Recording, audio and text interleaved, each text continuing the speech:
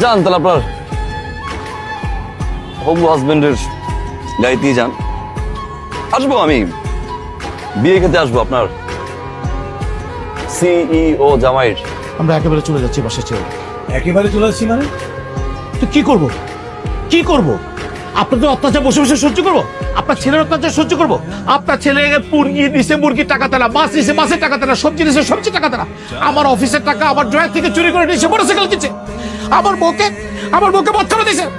আপনার ছেলে আমার বউকে কার্পোরেট দিয়ে শ্বশুরবাড়ি পাঠিয়ে দিয়েছে। ঠিক আছে বাবা, এত কিছু সহ্য করছি। আপনার ছেলে কি করছে জানেন? আপনার ছেলে আমার শ্বশুরবাড়ি থেকে আমার স্বামীর ঘর ভেঙে দিয়েছে। কি সুন্দর একটা শব্দ আসছিল, একটা ভালো ছেলের সাথে বিয়ে হচ্ছিল, সেটা ভেঙে দিয়েছে। আমার শ্বশুর থেকে আমাকে দুনিয়ার অত্যাচার করছে, আমার নামে যাহাতা কথা বলছে।